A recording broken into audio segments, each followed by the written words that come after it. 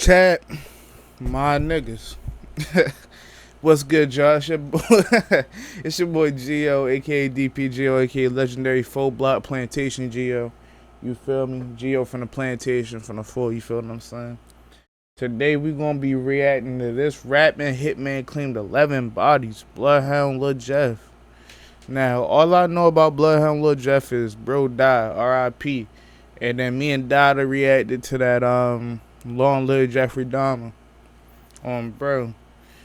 So that's all I know about Cuz now. But bro, we finna get into this bitch. You feel me? Trap Lil Russ, he always got the details.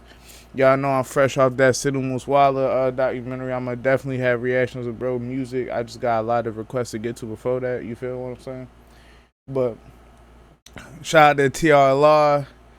Brody hit me, you feel me? The social media is right ass there. Or you can hit the comments, bro. Hit me if you don't want niggas reacting to your shit. I'll straight take all the videos down. It's whatever again. Just let the nigga know though. Don't hit me with no copyright strike. That's grease. I ain't gonna lie. Don't grease my shit. That's fucked up. Dummy, you foldy as shit if you do that. I ain't gonna lie. That's foldy as fuck, bro. But nah, do me right, dummy. Hit me on my line, bro. Be like, nah, don't react to that shit. But yeah, we gonna get into this bitch. I know we do this shit in parts. I don't know how many parts it's gonna have. I got work in like an hour or two, so we gonna just see what we can get out. Anybody following the Chicago drill scene knows that in the past few months there's been a new star rising, whose appeal was based on the very same idea that made King Von so irresistible to many fans of the genre, a combination of personal charisma and a reputation that they really lived the life they rapped about. And what they most often rapped about was some of the most violent stories coming out of the most dangerous city in America. In a 3.5-hour video about King Von, it dawned on me that having allegedly killed at least 7 people, beating the bodies, and then going on to brag about it to the whole world while actively planning more hits, he actually met the FBI's definition of a serial killer. And unfortunately, in recent months, another rapper has emerged who not only claimed to have killed more people than King Von, but also rapped about it and quite literally modeled his persona on other famous serial killers. I'm of course talking about Bloodhound or Bloodhound Lil, the self-styled Jeffrey Dahmer of Chicago drill. And to many, the next rapper who was on their way to becoming the next big thing in the drill scene, with his wild claims that he had 10 to 11 bodies under his belt, rapping jaw-dropping bars comparing his life to video game Call of Duty and saying that he's really up 10 kills, to comparing himself to basketball legend Bill Russell and inferring that he'd committed as many murders as Russell has won championship rings. Hell no, fool, I'm geeking. That's hard as shit though. Hold on, my headphones tripping. That's hard as shit though, bro. But don't bring Bill Russell into that nigga tree. don't bring old head into that absolute buffoonery. Fuck this niggas doing, cuz. Not Bill Russell. I'm crying. Niggas got Unk involved in that bullshit. Hell nah. Leave Bill Russell. They geeking. I had to change headphones. My shit really tripping, yeah. Before I tell you any more about the Lil Jeff story, I need to give you a very important content warning.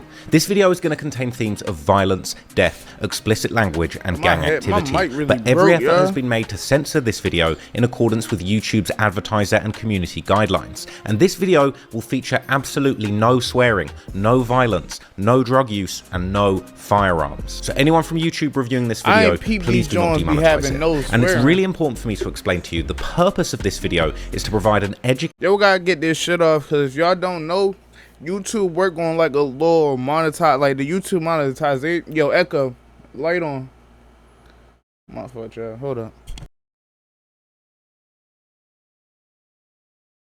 Fuck it, paperwork. I just needed something to light up that side of my face. That shit was getting to me. But YouTube work on like a little monetization system with ad suitability. Like some of my videos be getting demonetized or limited ads because of the content of the video. They deem it unsuitable or advertiser friendly, basically, is what I'm saying. You feel what I'm saying? So yeah, bro, they be fucking, you mean? Hell yeah, they like, he gotta say this. He gotta be like, he gotta get his shit off, cause This nigga job, like this dummy ass whole check, you feel me, motion. Like this what Brody do for a job, so he gotta make sure that money y'all coming in abundance, you feel what I'm saying? So hold on, we gonna get in this. Educational documentary providing an authoritative piece of news reporting on a historic event in a journalistic context. It just so happens that this historic event is an important moment in drill music history. And I'm really not making light of these situations I'm going to be talking about in this video.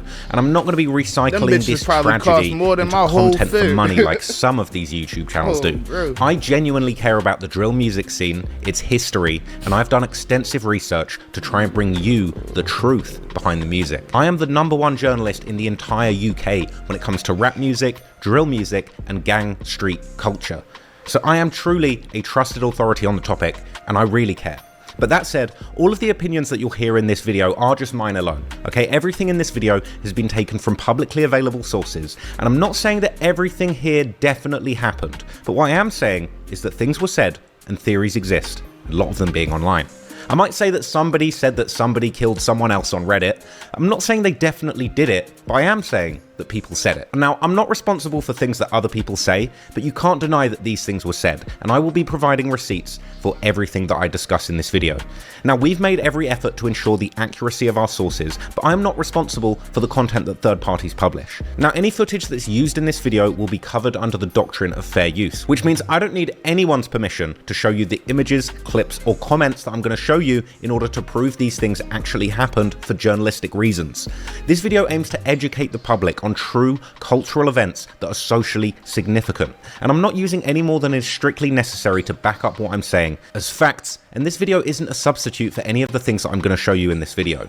It's a completely unique piece of research with a unique purpose. I'm not taking money out of anybody's pockets, I'm just trying to bring you the facts, and I'm allowed to do that. So any efforts that are made to censor my journalism using things like fake copyright claims or sending me threats and intimidation are completely unlawful and will be reported to the relevant authorities. And even though legally I should, under fair use, be able to play you things like clips from songs where people say relevant things or admit to crimes, or if I'm just analysing a song and giving my opinion on what the relevance of that song actually is in the wider drill scene or what somebody's saying on the song, of course YouTube's copyright system means that if I did that, this video could be taken down, blocked, or demonetized, despite fair use law. So as well as any violence, swearing, or smoking, in this version of the video, I've also removed any clips of any songs, which I would be able to show you on other platforms. And I've also removed a lot of random details which don't break any of YouTube's rules, but I just felt they were too long or boring or just bro, he about to get his shit off. Y'all gotta go to the Patreon. Y'all gotta go sub up to the Patreon, get that exclusive uncut. Like, y'all know BET uncut, bro. Y'all gotta get that TLR uncut on, bro. Detailed to put in this version of the video that I thought was appropriate to put here for everybody to see. So if you do want to see a director's cut of all my biggest videos, where I go much more in depth with a lot of the details that you're just not going to find here, please visit patreon.com/tracklawross, where you can watch the director's cut for just $2. And also, you'd be supporting the channel. And I'll be quite honest, okay, a few of my recent videos haven't really done too well. They haven't been the most profitable, and the additional support that I get off of YouTube really just allows me to continue making the content I want to make with integrity, covering the topics that I care about the most, rather than just chasing the algorithm and the views. But if you're not interested in any of that, just hit the subscribe button and get ready to hear one of the craziest stories ever told. But interestingly, unlike Von, who was seemingly in the streets since a child, Jeff would wildly claim that he had only gotten involved in the streets about 3 years ago when he turned 18 and graduated from high school, committing all of these alleged murders in a very Yo, he's a hit. Yeah, this video is right as a motherfucker. He's a hitman. He's a contracted assassin, bro. 10 bodies in 3 years.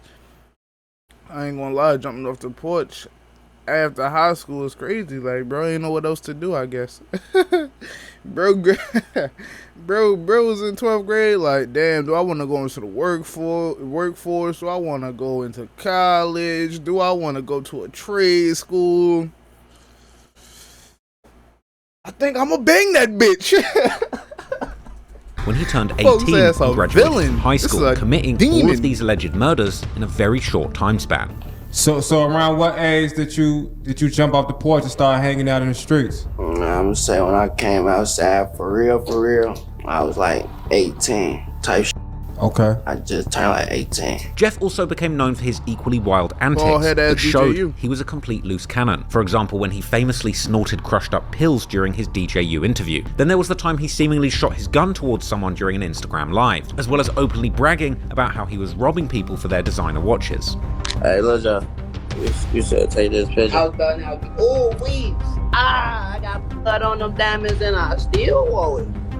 This like it's part of my tattoo. I got blood on them diamonds and I still wore it. Hey, no.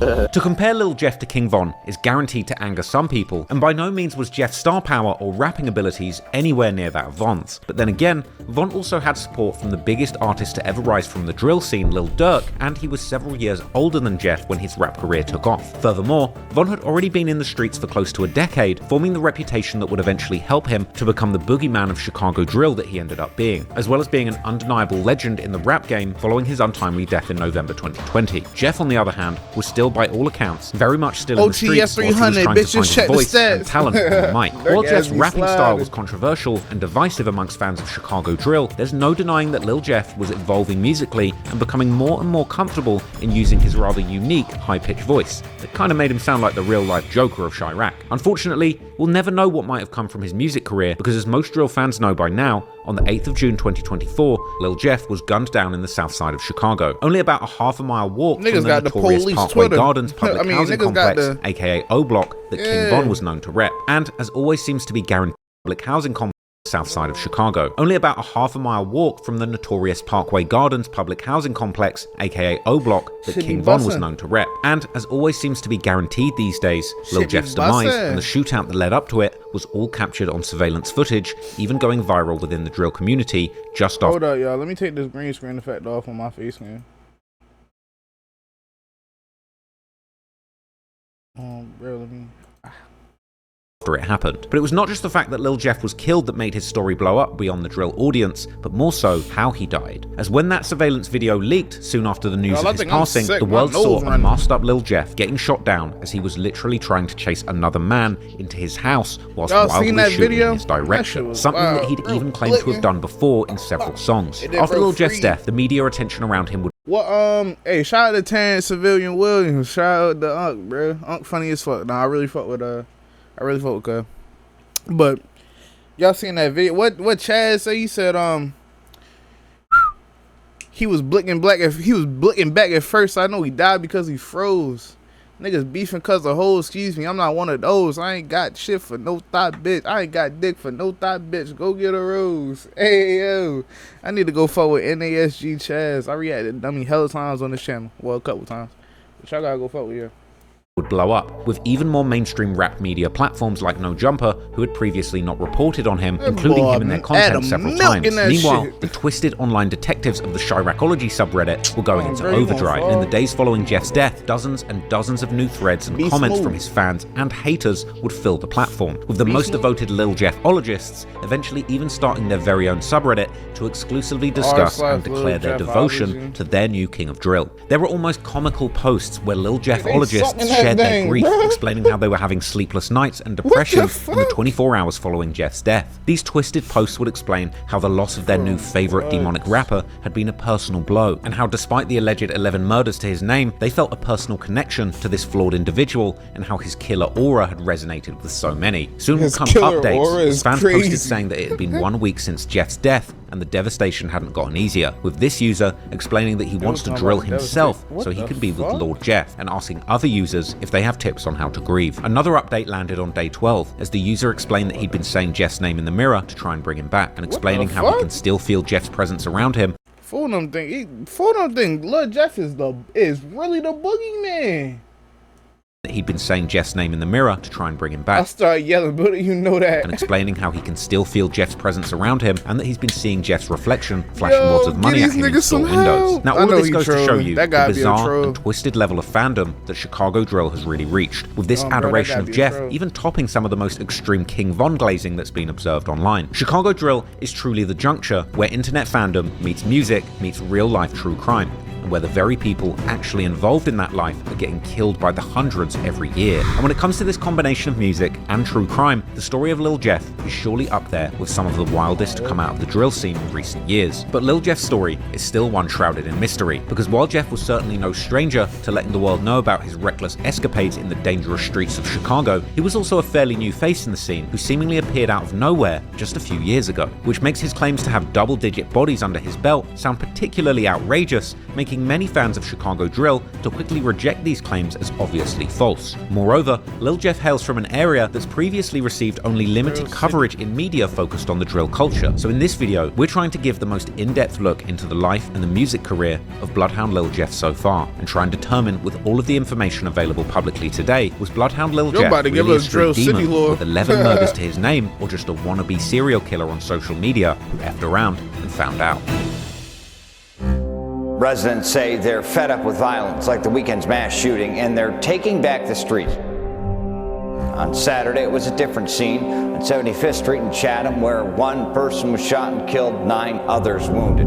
Outside their schools, homemade signs demanded peace. They gathered. We gonna rock for that road. We're only 17, 18 years old, and we losing our lives at a young age. Man, we do this shit, man, every day, man. Drill City, we out here, man. On one of the most violent streets in the city, 79th Street, artist and activist Common lends his support and voice to lift up this Chatham neighborhood. Yeah, you see them bandanas, that mean we bloodhound. So can you tell us like who introduced you to the street life? My brother. Your older brother, right? Looking at us, bro. Unfortunately, there are many families who are suffering. So you would say you've experienced some trauma growing up in these streets of Chicago. Cause how old was you when Chief Keef came out? Like, I was in 3rd grade. Cause they said Bloodhound Lil Jeff got 10 bodies. I ain't gonna lie, my homie dad, it's on my face sheets right here. See money?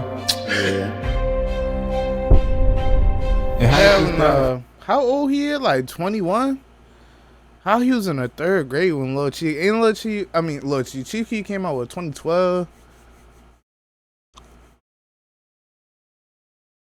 Alright, I was about to say, alright, I had to do the math in my head. That should make a little bit of sense, never mind. Because, 2012, I was like, 7? What grade you in? 7? Like, you in like 1st, 2nd grade. And I'm 19 now. So he like 2 years older. He like 3rd, 4th. Yeah. Never mind. I'm tripping. Affect your mentality, brother. These, all I see is reggae. What type of lifestyle that Von led? Everybody consider him the top savage of the rap. Was that something you looked up to? Yeah, that's him. I'm me. Hey, y'all, listen to this real quick. Let me know what y'all hear.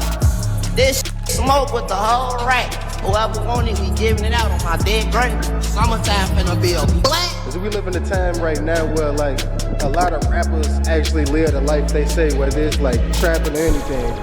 16-year-old Robert Boston and 17-year-old Monterio Williams were gunned down. Chicago police investigating. Do y'all homework on that's the Fed team right there. Like trapping or anything. Do y'all homework on Ross and Miko? That's a deadly ass duo. Them talking about research team. Come on, bro. That's a Fed 16 team. Chicago police announced dead at Rush University Medical Center. Come on, bro.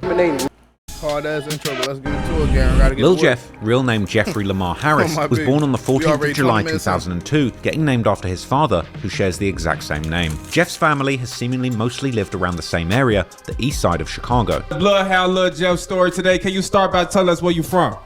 Chicago, north, east side of Chicago. East side of Chicago. East side. Yeah. However, this east side is not to be confused with the official east side, which is one of the 77 community areas of Chicago located in the far south side of the city. The unofficial east side, on the other hand, which is where Lil Jeff grew up, is mainly part of the Chicago folklore, and thus its exact borders are often heavily debated by locals, with many even arguing that everything in the south side, from State Street all the way to Lake Michigan, actually counts as the east side, which would even include hoods like the infamous O Block and their main rivals STL EBT and Jaro City. And on the other side of the Washington Park, also hoods gangs like Tay Savage's Welch World. Yet these hoods are typically not discussed as being part of the East Side, but rather simply being part of the South Side, as in the case of O-Block, STL, and Jaro, or more specifically in the case of Welch World, part of the so-called Low End, another area that's a deep part of Chicago folklore, which roughly covers the area on the South Side from the state to the lake north of Washington Park. In the drill culture specifically, the East Side has become particularly known for hoods that exist roughly south of 67th Street, with this street and the two huge green spaces, the Jackson Park and Oakwood Cemetery,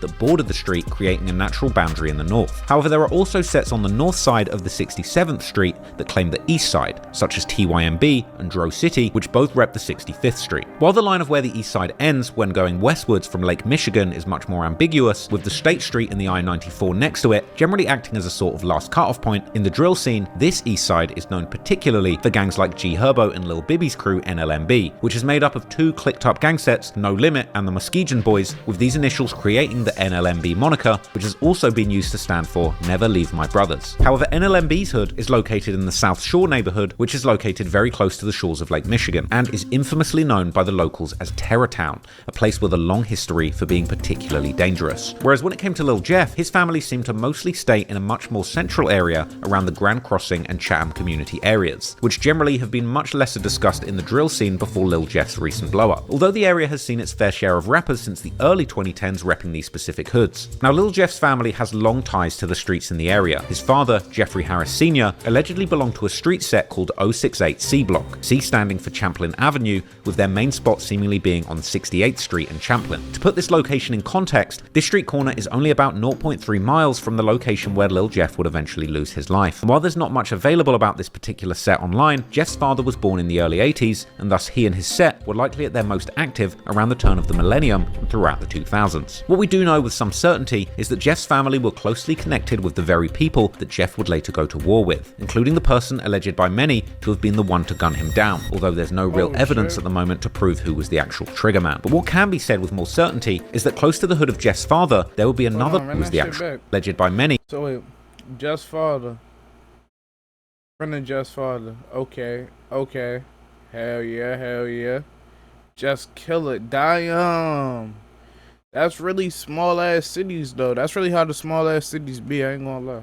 To have been the one to gun him down, although there's no real evidence at the moment to prove who was the actual triggerman. But what can be said with more certainty is that close to the hood of Jeff's father, there would be another large hood that would end up playing a very large role in the street beefs that Jeff would get involved in. This hood was well known in Chicago even back in the 90s and 2000s when Jeff's dad was more active in the streets, and its history likely even goes much further back than that. Their hood was called the Lon City. For example, in the classic 1996 song by Chicago rapper D.A. Smart titled Walk With Me, he lists several Chicago hoods all around the area, with one of the bars referencing Lakeside, Paxtown, and Lon City, as Smart mentions how both Black Disciples and Gangster Disciples run the two latter hoods. But while Lakeside and Paxtown have more or less stayed intact until this day, at least in name, Lon City would eventually break apart, therefore it's not included in the modern gang maps. However, during the late 90s, in the trial against Larry Hoover, the infamous founder and leader of the Gangster Disciples, or GDs, one of the former members of Hoover's GDs, who turned informant, would give a very detailed description about the Lon City's territory at the time, this territory allegedly covering everything from 78th Street to 83rd Street, and all the way from State Street to Stony Island Avenue. This territory being absolutely enormous by modern Chicago gang standards, however their main spots were seemingly on the 79th Street, such as 79th and Evans, which is just a stone's throw away from the 79th and Maryland that Jeff would later begin to claim.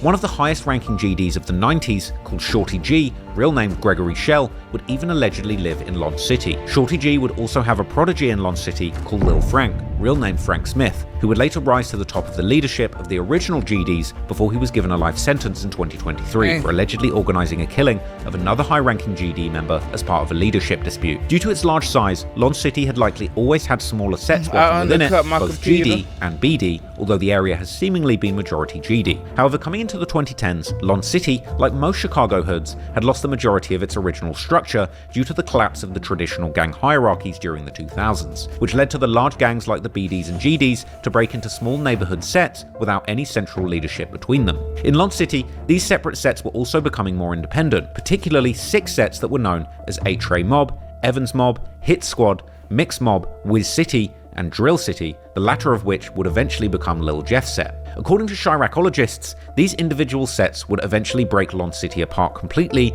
due to some of the BD sets backdooring the original GD leaders of Lon City. In the aftermath of this breakup, what's now known as Mix Mob would seemingly keep repping Lon City even after the breakup. Meanwhile, Drill City would seemingly get its name around the same time as the Chicago drill movement was starting. Chicago drill music being the ultra-violent evolution of gangster rap, with beats inspired by Atlanta trap and gritty lyrics all about real crimes that were actually happening in Chicago. With this set having some of the first pioneering drill artists, such as the rapper known as Fat Smack, who is in fact the actual cousin of the rapper Pac-Man, who hailed from the nearby Dro City hood and is generally considered to have been the original creator of the drill genre before Chief Keef made it famous. The devil might be real or a magic mystery, but I make you disappear. Poof, history. I know you sick of me, but Mac is the antidote. So if you act fruity, I have to split your cantaloupe. Hey man, you know this is Pac-Man, Mr. Dro City. I'm not here, man. Hey, I tell him, the coupe looking like a Sunday, a chocolate Maserati, butter vanilla guts, valet pocketed at the party. Yo, on my heels, she was jocking me in the lobby. See the Morgan Crocodile's pocket watching like she gon' rob me. I swipe for a room, penthouse, we at the W. The had your name on the neck and on my stomach too. Already in late 2010, Fat Smack would put out a mixtape titled A Day in Drill City, this being among the first drill projects ever to come out. Drill City is also known as BNC City, this being among the first drill projects ever to come out. Drill City is also known as BNC, or Bar None Crazy, which generally refers to them being an insane or renegade gang set. This means that they generally don't adhere to any central structure of a historical gang, like the BDs or GDs, and essentially are willing to go to war with, or kill people that descended from the same original gang as them. It seems that Drill City will first call with another set from the former Lon City called Wiz City or Whisper City, named after a boy called Whisper, aka Wiz, who seemingly died in 2008 from medical complications. Similarly as Drill City being bar none, Wiz City would be known as Brain Dead. This generally also meaning that they are insane or renegade BDs who again don't abide by any centralized BD leadership and are willing to go to war with other BDs. In the very early 2010s, Wiz City was seemingly already beefing hard with several of the former Lon City sets, including Evans Mob, Mix Mob, and 8 Trey Mob. Hey man, so I just want to talk about that Mix Mob thing, man. It's getting ridiculous, man. For real. That's some real shit, man. That shit getting ridiculous. First of all, let me say that right there. Wiz City Dot 3. You feel me? Y'all lucky I'm on this house arrest. Because if I wasn't, what's going down, man? There's big drills on y'all, for real. Old 82nd movement, man. We ain't playing no games. Boy, Drake, Wiz City crazy. Brain Dead, you already know 82nd crazy, boy. Got the South, 8 Trey Mob. Mix Mob! Mix Mob. All them, boy. We out here Brain Dead, crazy, boy. GDK, that fat, boy. See this, that Let's get it. Fucking get it. Meanwhile, it appears that Drill City members were originally much more open to linking up with different sets, even ones that were already at war with Wiz City, such as Evans Mob and possibly even Mix Mob, which might be why someone on Reddit presenting them as having lived in the area during the late 2000s and early 2010s describes Drill City as playing sides. Meanwhile, another Redditor claims that Wiz City was getting close with the TYMB set, which is known from the early drill culture for getting shoutouts from the likes of Chief Keef. However, Drill City was beefing with TYMB, and there are even rumors that they killed one of their most loved members in 2012, a young man known in the streets as Obama. Real name Reginald Smith, the 24-year-old was shot and killed in a walk-up style attack on the 6500 block of South Drexel Avenue. The wildest rumors even claim that this killing led to one of the Drill City members getting kidnapped by TYMB before getting released for a 10k ransom. However, the consensus among Chiracologists seems to be that Obama was more likely killed by a member from another set that would become very close with Drill City. No, fuck no, niggas hit him with the Sunny. What the fuck? Be that Obama was more likely killed by a member from another set that would become very close with Drill City, but more about that later.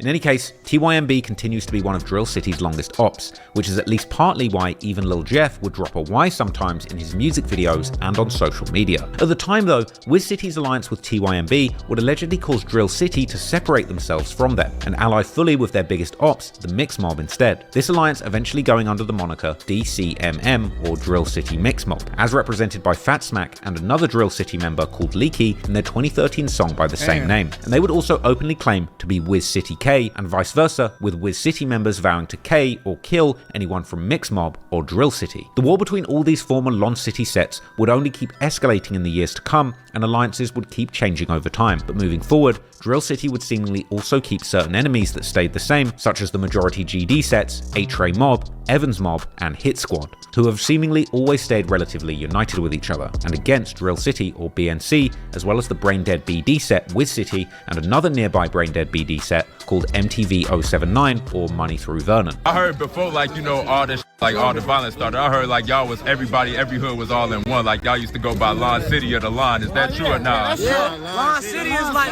the whole area. Like from Chatham to Alabama. We is Chatham. We is Chatham.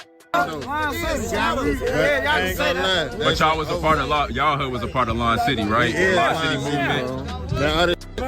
Drill City and all that shit. You know, them though, the other side though now. I ain't gonna lie. I ain't saying how it, like, you know, how it happened, but I'll say what year would y'all say all this broke apart? I ain't gonna lie, folks. 2009, 2010. 2010, bro. That's when really everybody, like, all the over on the other side, they started turning video type of shit. You know what this is? A bunch of weird. We was the only GD. I ain't gonna lie, we was the only GD. We ain't clicked up with nobody, nothing. You talking about like for 8-Tray and Evans Mob? We just all GD. They be saying the shorties BDs too. Yeah, we got some BDs. For them phones, like, I ain't gonna lie, this shit clickbait, boy. yeah, like, we EBK, we ain't just no everybody ain't GD. Brother BD, we family. He 8-Tray Mob, we family. We a family. I was gonna say. Out of these three majority GD sets, Evans Mob is perhaps best known through their early 2010s connection with the infamous Washington Park-based set 600, due to two of their members, 600 Breezy and S. having a childhood and family connection to this set. Evans Mob is also known for a now classic moment in drill history when two of their members would catch infamous drill rapper Lil Reese from Lamron, aka the Grim Reaper, with this video causing the so-called Lil Reese Poopgate, as people would claim that the video showed visible skid marks on Lil Reese's underwear. A stinky conspiracy. These was the niggas that made Lil Reese shit on himself. I did not expect to get that, my nigga. Trap Lord Ross, you that nigga, bruh. The old Trap Lord team, y'all them niggas, bruh. I swear my soul to God, I did not expect to see that in this video, bruh. I did not expect that to be a part of the story. So wait, who made Lil Reese shit on himself? Evans Mob? Or nah?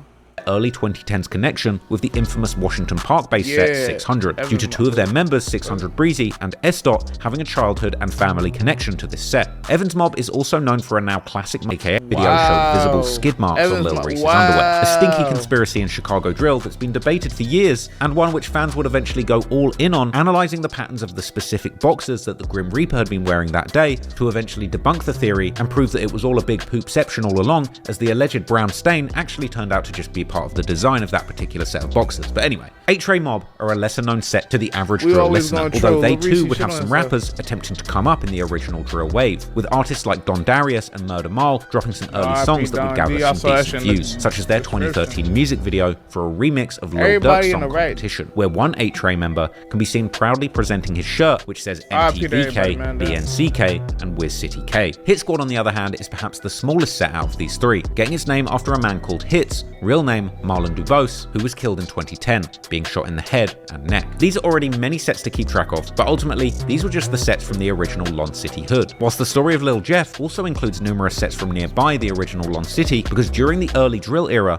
while Lil Jeff was still just a young boy with dreams of pro basketball, his big brother Jay Boogie would jump headfirst into the streets, becoming friends with the very people that Jeff would later want to kill so bad that it ended up costing him his own life.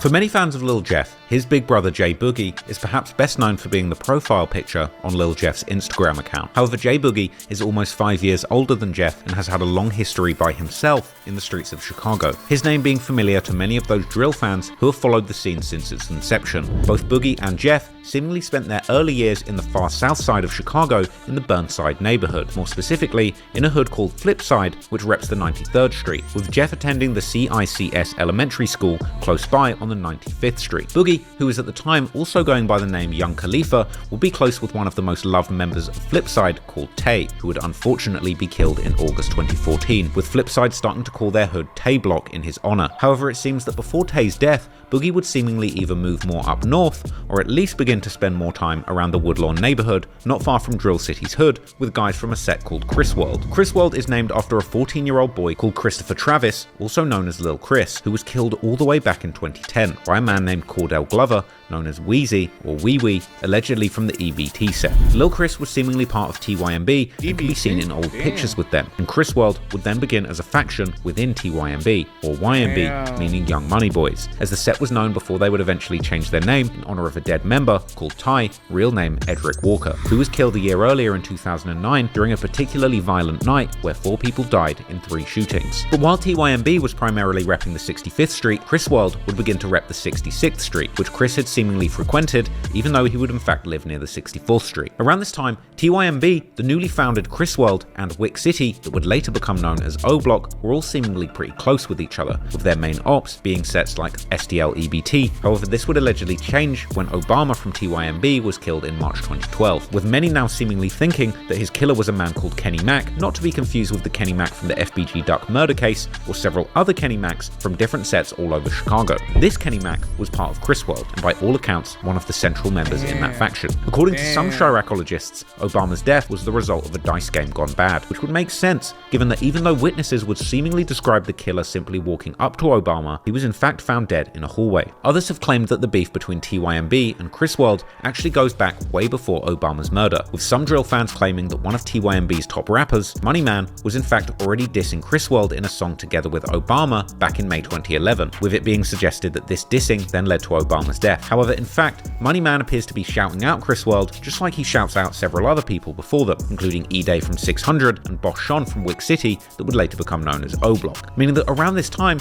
the two sets were seemingly still on good terms. But what does seem clear is that the beef between TYMB and Chris World would indeed begin even before Obama's murder. And while there's even a photo of J Boogie himself seemingly throwing up the Y in January 2012, a few months before Obama's death, while hanging with a rapper Bad Habit affiliated with Chris World, already later that same month, a girl affiliated with Chris World would make the post on Facebook saying F the other side, while dissing YMB, aka TYMB, and also shouting out 3 sets: Chris World, Trap City, and Drill City. It appears that even before Obama's murder, TYMB had been beefing particularly hard with another Woodlawn-based set, this set being called Trap City, also known as Zone 7, with the 7 representing the 67th Street that they would claim, more specifically, the intersection of 67 and Rhodes. This location is only 0.2 miles from the intersection of 67th and Langley that J Boogie would post to his Facebook in September 2012, with this being the first photo that he still has up on his page. Trap City and TYMB's beef was at this point well established, with beloved members like a 17-year-old named Rio, real name Ryan Gibson, having allegedly also been killed by TYMB in October 2011. Trap City and TYMB had also been beefing through music, such as the TYMB member B Gutter releasing a diss song towards Trap City called Gangbang 067K Diss in January 2012, a song where he dissed numerous members and ended the song with an outro, sending a clear message to both Trap City and Drill City, as well as shouting out TYMB's allies at the time, Wick City, aka O Block, Lamron, 600, and Mac Creek, which at the time was a faction that was part of Dro City. It seems that as early as late 2011, Chris World had been getting increasingly close with Trap City, in the process cementing their beef with TYMB. Therefore, when Obama was eventually killed in March 2012, Trap City and Chris World would immediately become one of their targets for revenge. Regardless of who may have been behind the murder, J Boogie and other Chris World members were now in an active war with TYMB, together with Trap City and also Drill City, or 06679. Chris World right there on TYMB, like TYMB, what he say, 64th, and then Chris World, or what call it, yeah, Chris World, right? They right there on TYMB on like 62nd and Chris World on like 64th or something like that. Didn't he say, like, that shit crazy? active war with TYMB, together with Trap City and also Drill City, or 06679 as they would call themselves collectively based on their respective streets on the 66th, 67th and 79th streets. TYMB's revenge for the murder of Obama would allegedly come in August 2012 when Trap City member Scooter, real name Johnny Howell, was gunned down in Trap City's hood. Needless to say that going into 2013, the war between TYMB and the 06679 was getting increasingly heated, with TYMB members even making custom shirts where they would exclusively diss these 3 sets. TYMB would also diss them heavily on the music side, with Money Man releasing a music video in April 2013 with none other than Prince Dre from O-Block, where Prince Dre would shout out Lil Chris while paying tribute to what he called Chris Way, before Money Man would go in dropping a very disrespectful verse dissing Drill City, including their rapper Fat Smack, as well as rapper Tank Montana, who had been part of Mix Mob, Drill City, and the Bloodhounds, and would later change his name to Bloodhound Hothead. Money Man would also essentially admit to TYMB killing Scooter from Trap City before also dissing Chris World. A few months later in June, B Gutter would also re-release the song 067K Diss, but this time with a music video where he can be seen driving around Trap City's hood. But unfortunately, things weren't about to just stay online, and only a few months later, in August 2013, 06679 would lose another important member, none other than Kenny Mack from Chris World, real name Kenneth Barber, the very person rumored to have been behind the murder of Obama. A few days later, a photojournalist would capture the scene where Kenny had been killed and where his friends had left him a memorial, with one of the images capturing the tribute messages left for him by his friends, one of these messages saying simply, RIP Kenny, CWBAS, YMCPDK, F Obama. However, unlike so many murders in Chicago, this one would ultimately be solved, as the law enforcement would eventually charge a man named Anthony Bradley, also known in the streets as Capone from Dro City, more specifically a faction called Snowblock, which were affiliated with TYMB. Capone would end up receiving a massive 55-year sentence, but would eventually be granted a retrial where he would seemingly end up receiving a much shorter 20-year sentence, for which he would end up serving about half, and he's seemingly been released on parole. The killing of Kenny would hit Chris World hard, and the members such as Jay Boogie have continued keeping his memory alive throughout the years. But the death of Kenny wouldn't only affect the older guys already heavily in the streets, because Lil Jeff himself, who was only 11 years old at the time, would later tell during an Instagram live how he would witness Kenny's murder firsthand, even admitting that this had likely messed his head up. Long live my nigga Mac. I was down. Hey, Jug on my dead grandma for you. I damn near shed it a tail for them. That shit hurt me a little bit. I was like, dang, it's real. Long live Kenny Mac. I was there. I witnessed that. We was about to lake. I think ever since then I've been f***ed up. That's probably what it was. I feel like they clapped my homie shit. Perhaps this was truly the first of many life-altering experiences that would affect a young Lil Jeff, that would ultimately eventually push him towards the life of violence that would end up costing him his life. But 2013 would also mark a moment when the Chris World members, including Jay Boogie, would end up getting heavily involved in... Am I tripping, or like we barely talked about that nigga Big Brother? Like, I thought this was really going. We was about to really get into Jay Boogie. Shout out Jay Bug. Shout out Baltimore Jay Bug. Shout out Jay Boogie from, this video, this nigga, but shout out Baltimore Jay Bug too. The drill music scene, likely influencing Jeff to do the very same thing, as well as seemingly starting a new clique, a clique that Jeff would also eventually end up joining years later. That clique would of course be the Bloodhounds.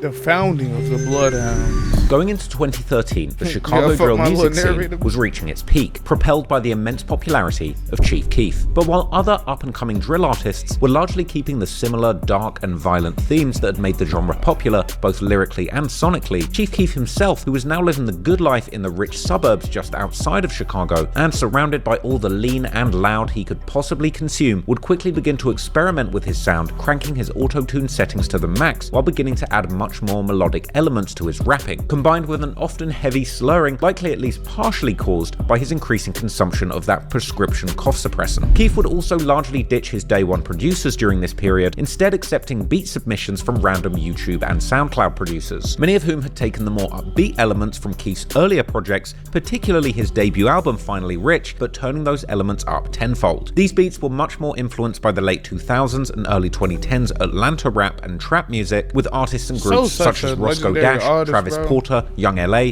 and J Money, as well as of course Future, with inspiration also being taken from prolific producers from the area like DJ Spins, London on the Track, and KE on the Track. But with a new twist, these beats eventually got the label of futuristic beats amongst fans. While at the time, this era of Chief Keef was extremely criticized by mainstream rap fans, it's now largely considered perhaps his most influential era, playing a large role in making him one of the contenders for the most influential rapper of the 2010s, with this era that his fans tend to call the Lean era, together with what would eventually evolve around 2014 into an equally fantastically named era, the Zan era, arguably largely birthing what would become known as mumble rap, as well as playing an enormous role in influencing the flows, rapping styles, and beat choices of later popular artists like Lil Uzi Vert, Playboy Carti, Kodak Black, and countless others. Talking about the Mount Rushmore, bro, like we really gotta get into that shit, bro, because it's so many motherfuckers you could argue. Like, I feel my Mount Rushmore for rap is Kendrick, Drake, J. Cole, and Future.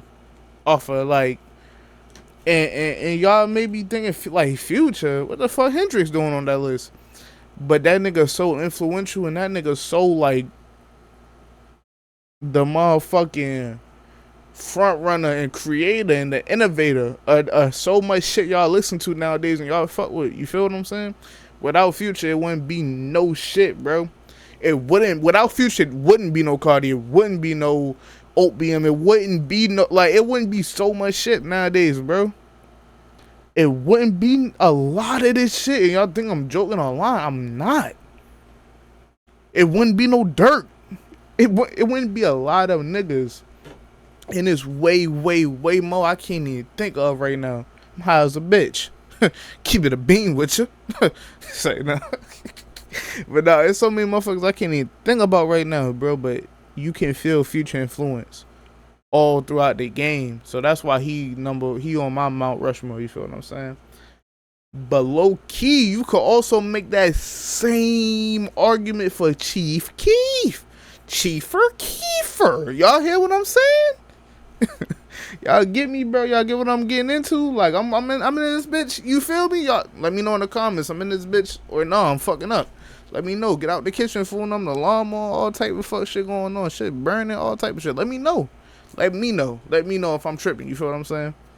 But you can make the same argument for Chief Keef off his influence on the game, off of the proteges and sons he done created off this shit, bro. Off niggas that took his style and did their own flip on it and play on it. And now we got so much new fire music from all these different artists.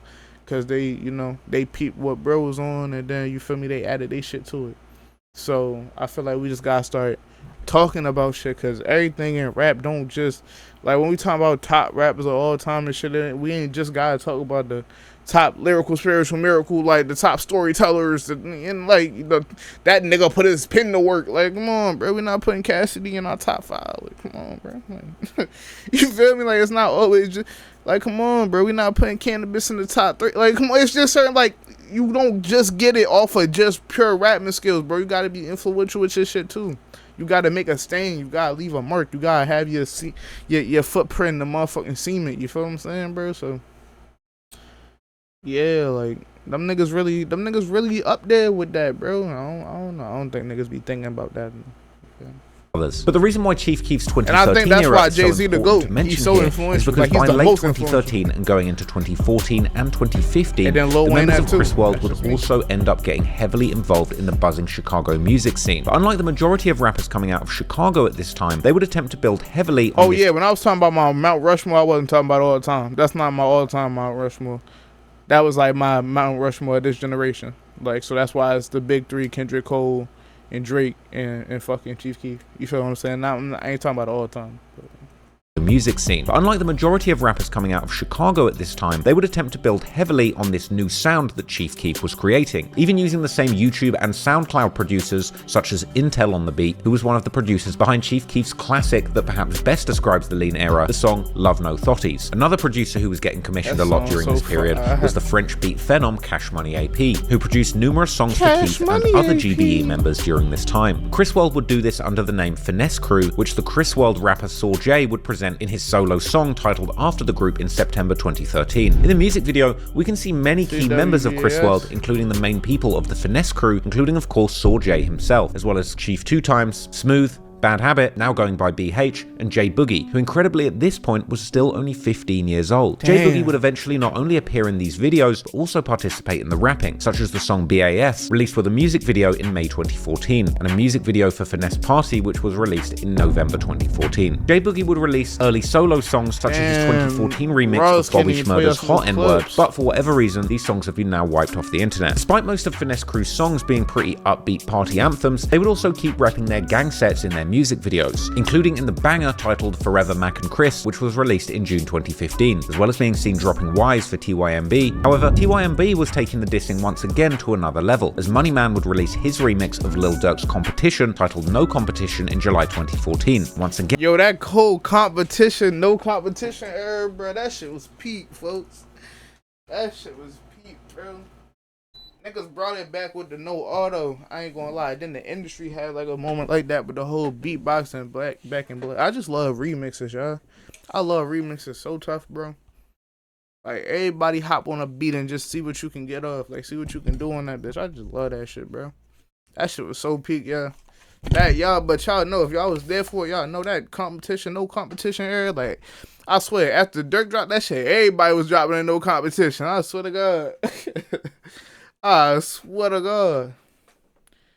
Fuck around, make Lil Herb throw a shot back. Fucking boy from the real alright. Come on, y'all, come on. Y'all know that whole competition era was fire. Release his remix of Lil Durk's Competition titled No Competition in y'all July know I got 2014. gelato and I got the again, vanilla we'll get backwood. straight to the point, beginning the song by dissing Scooter and Rio, as well as Kenny Mac and Chris World. He would then begin his verse by saying how he blew someone's brain back on the 67th before aiming his diss directly at J Boogie, saying that he better cool and asking how is he even Chris World when he didn't even know Chris personally, as he had seemingly stayed flipside in 2010 when Chris was killed. Whether or not J Boogie actually knew Chris personally is unclear though, as Boogie himself has seemingly indicated that he did in fact know him, and that he has stayed on 67th since he was a young boy. Money Man would also diss Drill City and several other members from 06679 and their affiliated sets, such as Lil Ricky from Chris World and Lil Ant from Mix Mob, who was killed in 2013. Perhaps as a response to this song, Finesse Crew would eventually end up making their own dedicated diss track, released with a music video in May 2015. This song was called simply War, and the beat was a much more standard dark drill anthem. In the song, the Finesse Crew rappers go back and forth, spitting bars whilst dissing their ops, particularly TYMB, with Boogie also taking part in the rapping, saying that he's the youngest running things, being now 17 years old, before telling how he's driving through the ops hood with big clips while dropping Wise with both hands. This music So what I'm hearing is this motherfucker was a young ass menace and then trained up his little brother to be another young ass menace. Like,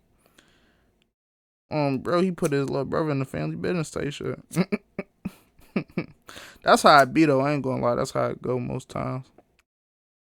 It's really rare to see a motherfucker just jump out the porch and they big brother or they big cousin or something like that. Not, you know, right there. You know, already in that shit. Like most motherfuckers, bro.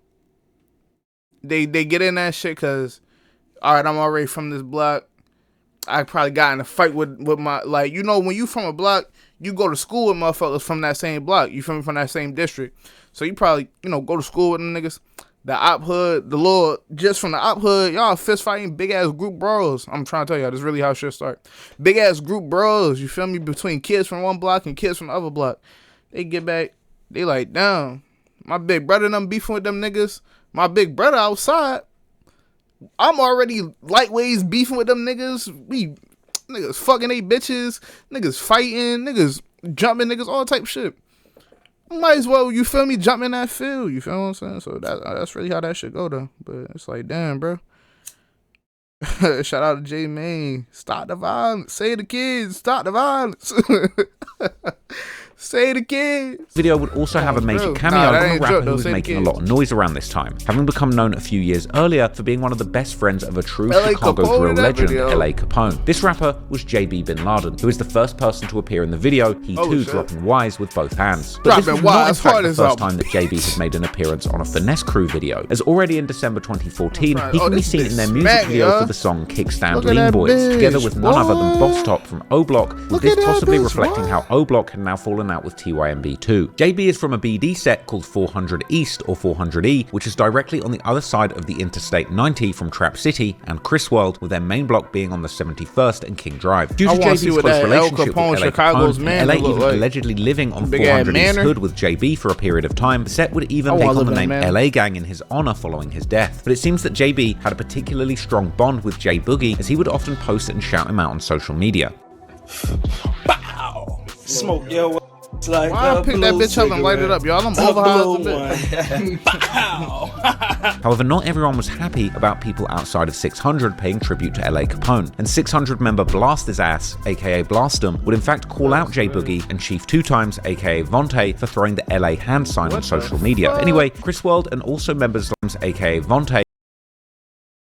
He said, shout out TYMB, they tripping. Hell nah. Niggas throwing up. Damn. Why blast his ass? For throwing the LA hand sign on social media. Anyway, Chris World and also members like JB from 400 East were still also close with 0679, aka Trap City, and the Drill City Alliance. And particularly they were hanging out with members like CJ from Drill City.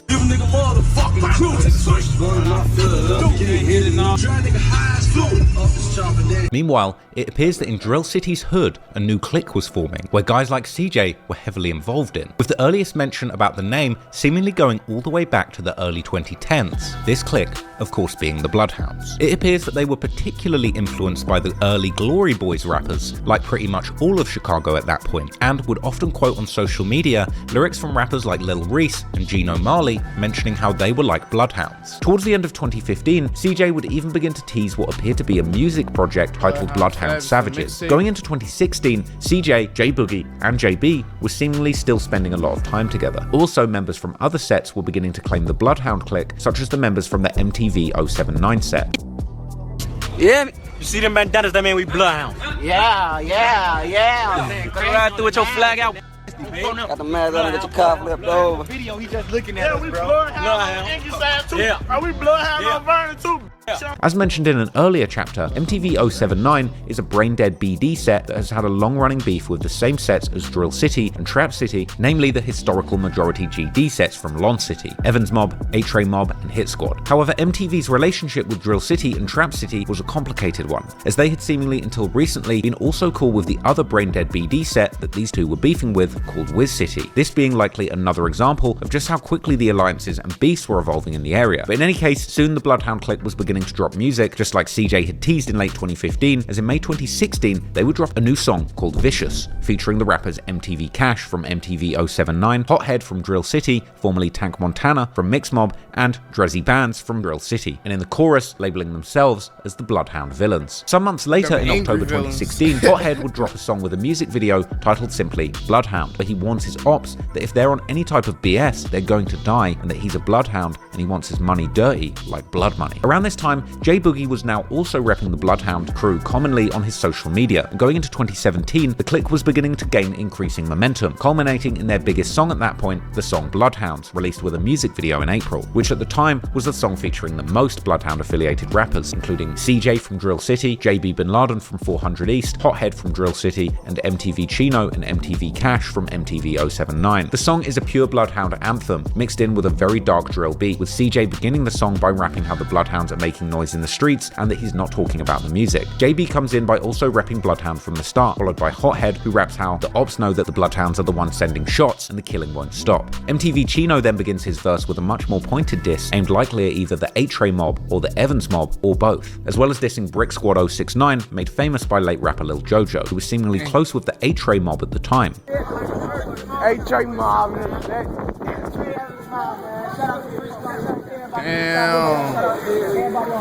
Great Squad, 8-Tray Mob, Woolworth. On the motherfucking eye. Oh, here say, man, we out here, man. The song is ended by MTV Cash, who implies that others are trying to claim the name Bloodhound, but they are the real Bloodhounds. Also, J Boogie is in a visible role in the music video where he's often shown toting his gun with a laser beam, and at the very end of the song, someone who sounds a lot like Boogie even begins to rap a few bars before the song fades out. The Bloodhounds were at this point clearly an established group, seemingly made primarily out of members from Drill City, Chris World, 400 East, and MTV 079, but while they were for a time being putting out quality music, it was clear from their raps that they were also staying very busy in the streets. Meanwhile, Lil Jeff had gotten to about high school age, still holding on to his dream of becoming a professional basketball player, with his 2017 sophomore team even seemingly winning some tournaments. Unfortunately though, it would appear that the next year his dream would come crashing down, as Jeff would not make it to his high school's varsity team. He would later talk about this during his DJU interview, saying how not making the team made him realize just how real life is, and that he bro ain't make the team, started turning to a demon. Y'all, I know y'all seen that Comethazine Disney motherfucking the joint where he was trying to be on Disney. Y'all know them. Adolf Hitler, he tried to get into art school. Not to compare them niggas to Hitler or nothing like that.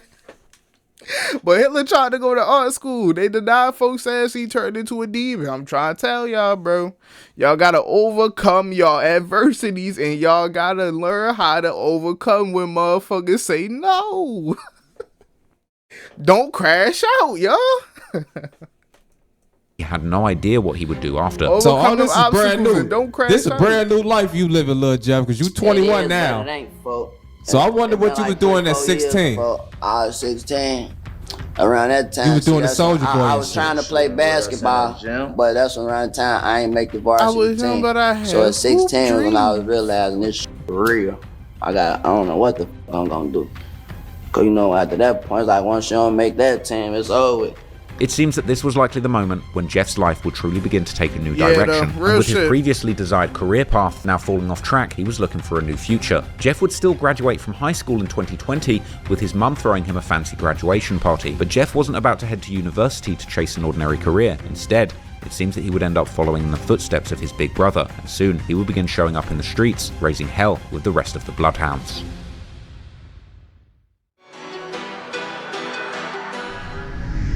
Coming into the 2020s, J Boogie and the rest of the Bloodhounds would keep repping their new clique in their music, such as the May 2020 music video for the song Go by Boogie, JB, and another Drill City rapper called Lil Vic, where Boogie first raps that he's only been out for 60 days but has already ran his paper back up, with this likely referring to his 2017 arrest on numerous charges, the most serious one being UUW, or unlawful use of a weapon, for which he would end up receiving a 4-year sentence. He would then mention the Bloodhounds, saying that they will come and get anyone for the right bag, all while the members would be flexing big bags of vacuum-sealed dope in the music video. JB then steps in and calls the Bloodhounds his family, while flexing a new Bloodhound chain, which is the very same design that Jeff would later rock in his own music videos. Boogie also comes back towards the end, as he compares the Bloodhounds to an army due to the wide selection of guns that they have. The Bloodhounds would also have a new rapper that would begin to drop a bunch of songs around this time too. His name was Bloodhound Z Money, real name Zaire Nelson. In fact, he's actually Lil Jeff's cousin, with some of Jeff's family members from his mother's side commonly liking and commenting on Z Money's family's social media posts. There are also old photos of Z Money from the early 2010s together with J Boogie and the mother of Jeff and Boogie. In a music video by Z Money dropped in December 2020, Z Money can be seen hanging out with J Boogie, flexing big guns and stacks of cash. Unfortunately, not long before this video dropped, Boogie would get in trouble with the law once again in August 2020, when he was seemingly arrested twice on numerous charges, including possession of a stolen vehicle and once again UUW. This would once again see J Boogie doing another long bid in prison, with his projected parole date now being in 2027. Meanwhile, the new generation of Drill City, Trap City, and Chris World members were also reaching adulthood. One of these kids being the Bloodhound rapper Vert, or Rel Vert, who seemingly spent much of his childhood in these neighborhoods.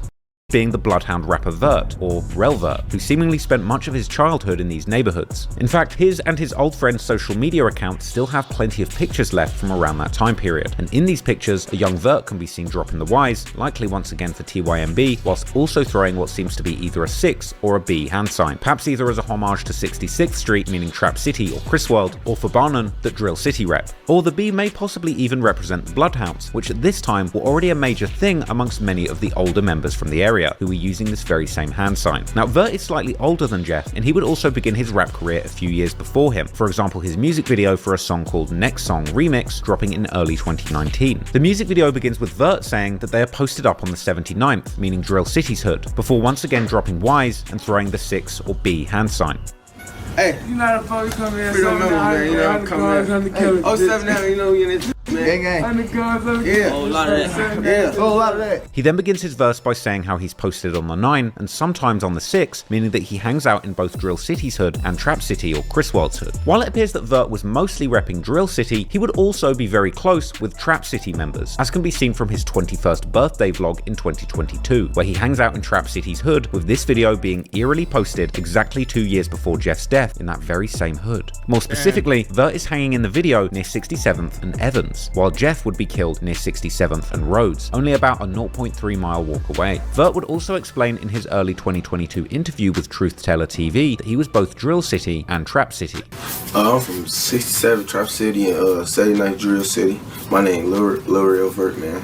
Meanwhile, during the late 2010s, another main rapper from the new generation of Bloodhounds, who is also a cousin of Jeff and Z-Money, Q50, was still attending high school, eventually graduating in 2022. Jeff, on the other hand, was still largely absent from any social media activity concerning Drill City or Bloodhounds coming into the 2020s, with one of his first appearances seemingly being in a late 2021 music video by Z-Money titled Gone MIA, where a 19-year-old Jeff can be seen chilling in the background while his cousin raps, while his other appearance will be soon after in a music video for his brother J Boogie and JB Bin Laden's track titled N-Words Green, where Jeff can be seen next to his big bro smoking big blunts and toting a gun with a drum magazine, showing that at this point he was already likely deep in the streets together with I ain't gonna lie, Rush, you forgot to blur it on his brother. Coming into the 2020s, it seems that the beefs of the 06679, aka the Chris World, Trap City and Drill City Alliance, which now included also the Bloodhound clique, were now increasingly beginning to revolve around their oldest enemies, the GD majority sets of the former Lon City, A Trey Mob, Evans Mob and Hit Squad, which is likely why they were increasingly dropping rakes for the GDs in their music videos instead of the Ys for TYMB like they had primarily done throughout the 2010s. That would have been back when the beef with TYMB was particularly hot, but still, Vert would aim his disses in his September 2020 song No Dissing squarely at TYMB and A Trey Mob, saying both Die Y for TYMB and F83rd for A Trey Mob. However, in his November 2021 remix of Lil Durk's track Piss Me Off, he would rap how it's F the Ops and Young Money, perhaps showing that the beef with TYMB was a much more passive beef now, while the beef with A Trey Mob, Evans Mob and Hit Squad was much more active at this time.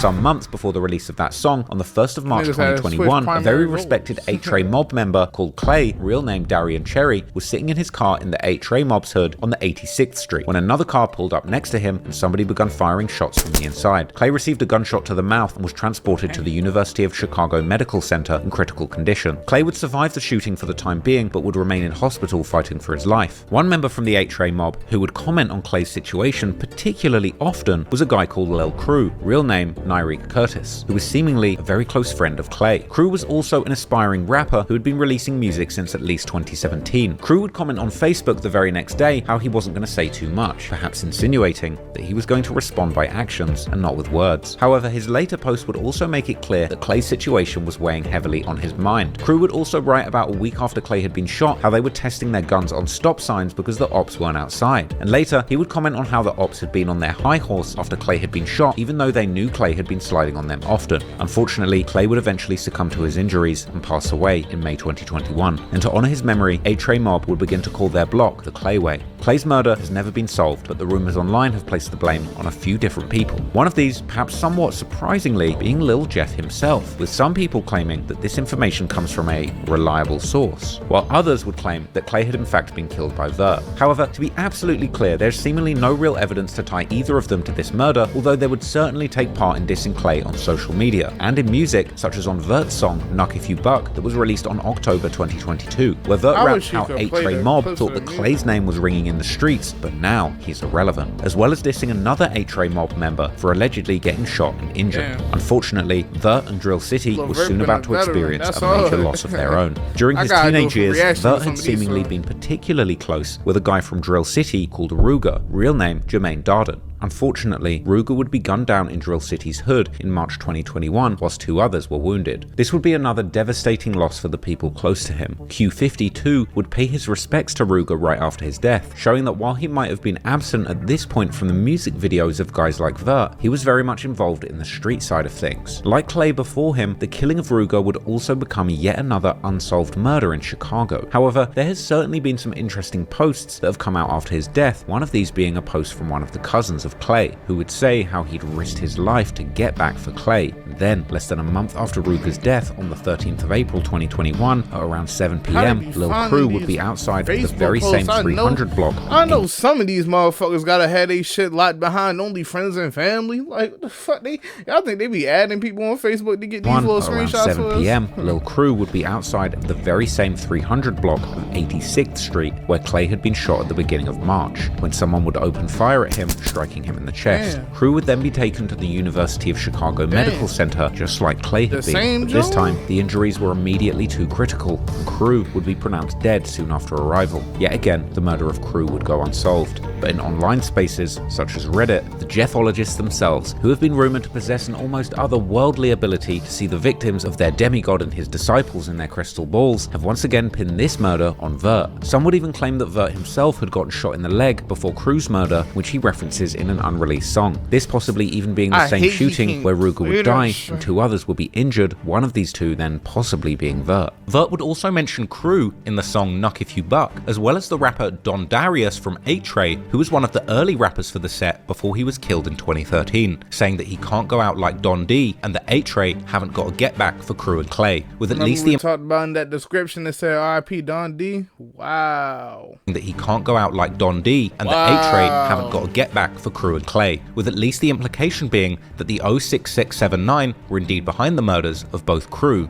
and Clay. But perhaps the most telling lyrics from Vert are in a lesser known song from early 2022 titled Live or Die by the Chris World rapper Chief 2 Times, now going by the name Big Boss 2 Times, featuring Tero and RB Tasky from Trap City, as well as Vert, who raps in his verse how it's F8-Tray, before specifically mentioning both Crew and Clay, saying how he got them both lit. Yet others have claimed that Crew was in fact killed by somebody from the Woodlawn set 800, who are known for beefing with numerous sets, including both the Bloodhounds and the 8-Tray mob. However, what is once again clear is that following the murder of Crew, Vert would use many of his songs to send messages that they had in fact gotten get back for Ruger. Firstly, in the beginning of June 2021, Vert would drop a music video for his song titled Play By The Rules, where the video begins with a tribute clip of Ruger dancing to Lil Durk's song No Auto Durk, where Durk raps the famous line, "New op pack in the air, this gas or what?" Then, a few months later, at the end of August 2021, Vert would drop a music video for his song Drill Life, where he raps how he has to kill 10 of his ops for them to feel what he felt, with this likely being another reference to Ruger. This was followed in November with a much more direct claim in Vert's Pissed Me Off remix, with Vert rapping how they got get back for Ruger and how they lost 1, but their ops lost 4.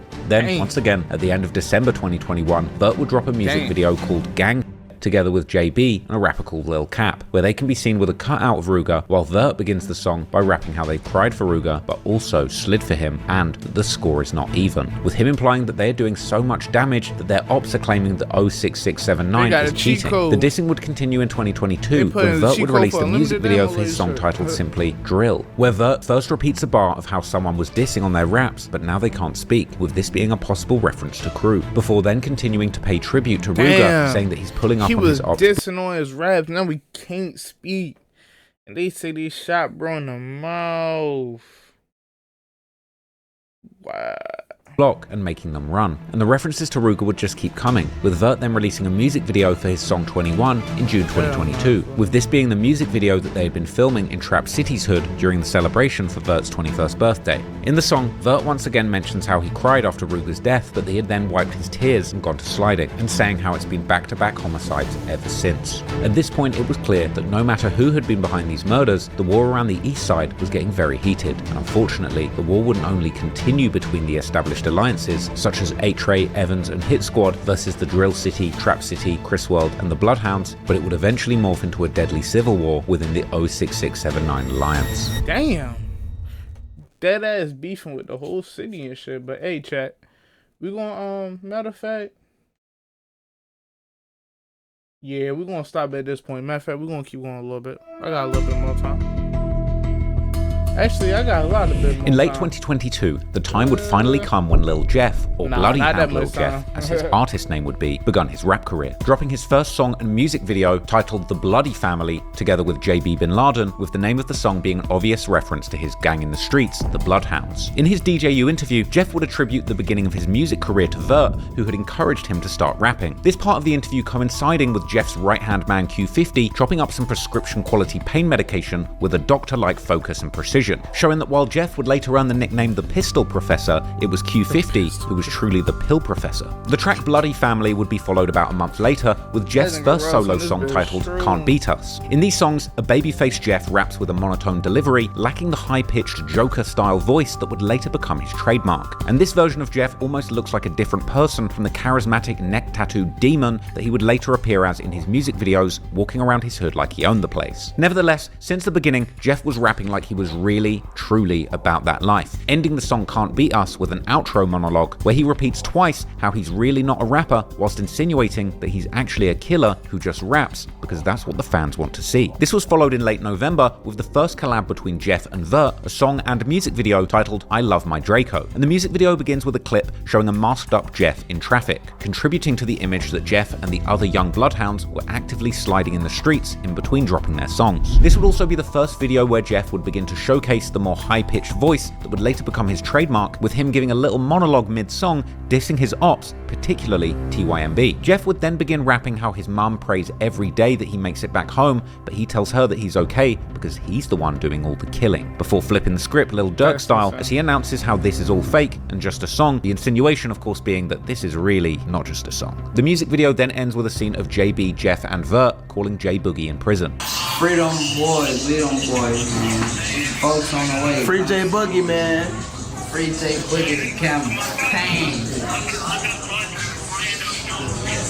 Free Boogie, man. But coming into 2023, Jeff would keep dropping new music with videos like the song N-Words B12 on March the 23rd, as well as the song Big 3 on April the 3rd, together with Q50 and another Bloodhound rapper, Slimito. In both music videos, Jeff can be seen surrounded by the Bloodhounds, including this time also his cousin Z Money, who is now playing the role of background character whilst giving Jeff all the limelight, as he once again continues to portray his image of a killer, insinuating on N-Words B12 how he'll see people that he's killed in hell. Unfortunately, as these music videos dropped, a tragedy had already stricken Jeff and the Bloodhounds that would completely change the alliances in the area and ultimately cause the downfall of Lil Jeff. A few years before, in 2020, a bunch of rappers from the 0679 alliance of Trap City and Drill City, including RB Tasky, Ross got this suspenseful ass music going on, got my heart beating and shit. I'm like, folks, chill out. From the 0679 alliance of Trap City and Drill City, including RB Tasty, Lil Cap, Vert, and Mooka, will drop a music video for their song titled On Fire. The music video, which was filmed and released by AMF Visuals, who would eventually also become Lil Jeff's manager, is now interestingly unlisted. The music video begins with one of the most random cameos in perhaps all of drill history, with the camera showing King Von's sister, Kayla B, and the late Texas rapper Enchanting, who would sadly pass away in 2024, with both of them hanging out in Trap City's hood. The video also shows guys like Vert hanging out in Trap City, like on the corner of 66th Street, aka Marquette Road, and Rhodes Avenue, while the rapper Mooka raps a bar about how the alliance between Trap City or Crisworld and Drill City would never divide. Indeed, coming into 2023, the alliance between Drill City, Trap City, and Crisworld, aka 06679, had lasted for over a decade, with these sets seemingly never having any larger qualms during this period. Unfortunately, in 2023, this alliance would finally come crashing down, with one murder shrouded in mystery changing the relationship between these sets irreversibly. On the 7th of February 2023, JB Bin Laden would tweet a cryptic message saying how tables turn, bridges burn, but it is what it is. JB's tweet really could have been about just anything, but what would happen only a month later would certainly make this tweet seem ominous in hindsight, as on the 16th of March 2023, at about 2 p.m, Jeff's cousin Z Money, aka Zaire Nelson, was sitting in his car on the 1300 block of East 79th Street near the intersection of 79th and Kimball. This location being in the Avalon Park neighborhood, about 0.6 miles east from the main intersection of the Bloodhounds on 79th and Maryland, which is in the Chatham neighborhood. There, another vehicle would reportedly approach Z Money's car in a parking lot of a dry cleaners. Someone from inside that car began opening fire, hitting Z Money multiple times. Z Money would be taken to the University of Chicago Medical Center, where he would unfortunately be pronounced dead. Chi-Town crime chasers would later arrive at the scene to film the aftermath of the shooting, showing the police combing through the scene with numerous shell markers left on the ground. In the comments of the video, Q50's mum would react to the footage, clearly personally affected by the death of Z Money, and the loss of Z Money would be a huge blow for the Bloodhounds. members, particularly Jeff, as his cousin had likely been like a brother to him in the streets ever since his real brother Boogie had gone to prison. To pay tribute to him, both Jeff and Q50 would get Z-Money tattoos on the top of their eyes, as well as a bunch of Z's tattooed on their index finger, aka their trigger fingers. But as can be imagined, Z-Money's death was an even greater loss for his family. In December 2023, a non-profit journalism project called The Trace, which investigates gun violence in America, would actually write a story about Z-Money, aka Zaire, and in the piece, they would interview his mother. In this truly heartbreaking piece of journalism, the mother explains how Z-Money had been dropped off at the hospital, but according to a doctor, he had been dead on arrival and had been shot over 29 times. The mother would also reveal that Z-Money had been waiting for his friend in the parking lot who had gone to drop off some clothes at the dry cleaners to be tailored. When the shooters appeared, this made Z-Money attempt to run away, but ultimately getting caught by the hail of bullets, with it also being explained that his friend had then arrived and returned fire before fleeing the scene. And that friend was later not willing to speak to the police in fear of getting in trouble with them himself for using his gun. Unsurprisingly, Z-Money's murder would once again go unsolved by the Chicago Police Department, leaving his mother even more traumatized, with her explaining in the article that she was tortured by the idea that she might just be walking the streets amongst her son's killer in the local community. The mother's fear was indeed legitimate because, as the rumor goes now, Z-Money was allegedly killed by people who were very close to him, more specifically by his old friends from Trap City who had allegedly backdoored Z-Money. At the time of the shooting, Z-Money's death would be posted in Reddit's drill community Chiracology, but the speculation about the reasons behind his death would only truly begin after Lil Jeff begun making noise in the drill scene, with some claiming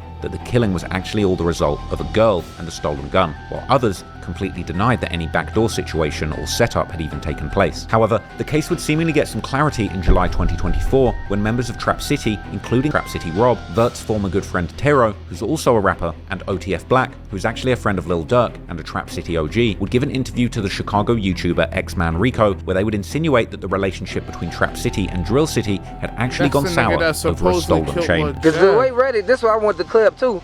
They say his dad from down here, Big J or something like that. Everybody Big J. Anybody you got. Also, his daddy is from down here. Yeah, fuck used to hang with them. They know what they did. So, okay. They know what they did. So, okay, the Bloodhounds, y'all was cool. Everybody that got a that was my homie. He stole the chain, bro. We tried like he took it. He stole my homie chain. Who was that South J?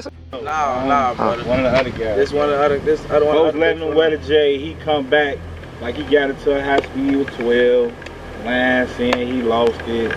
You know what I'm saying? That's how my they live. You know? Yeah. You know what's crazy? Yeah. You know Jay Boogie, like Jay Boogie. He under us. That's like shorty. Like I was in the field of this kid. Like this little brother, like on that. I don't know how this gonna play out. They say he ain't claiming the hood still. But he Trap City. That's what I'm saying. That's like from. That's all weird, bro. And you over Saturday night blood, like you can't. But we already know Trap City and Drill City was the same. Bucky and Water, like that's our family. Yeah. So that chain incident really split it up, or was it something else before then? It was a chain, really. It was a chain, man. They tried to steal a chain. He ain't take it. No, I ain't trying to limit his image. You know what I'm saying? I just feel like chain, bro. When it came to like when you on some real, because you know we don't just move on situations. So we just feel like a lot. Felt like it was just some dumb chain on my soul. Like, but from our hood being friendly, let them wear your chain. Who does that? We may never know exactly what took place, but what does seem clear is that following Z-Money's death, Bloodhound would cut all ties to their old friends around Trap City and Chris World. And as Jeff would rap in his feature on another Bloodhound rapper Hotheads, aka Tank Montana's song Still Walking, released in November 2023, losing his cousin would also make him lose his mind, with Jeff's focus from that point onwards seemingly being one thing and one thing alone, the get back that he would allegedly get during the summer of 2023. Got get back, that shit was awesome. On foes, we can't get into that though, y'all. Hey, shout out to Trap Lil Rod. Shout out to y'all for watching. If y'all got this far in the video, I love y'all. I'm gonna be back with part 2. I gotta get, fuck up out here. I gotta dip off to work real quick, get that money, y'all, get to that bag. You dig me? But I'm gonna see y'all niggas in the next video, man. I love y'all dearly. You hear me? Peace out, y'all. Tight shit.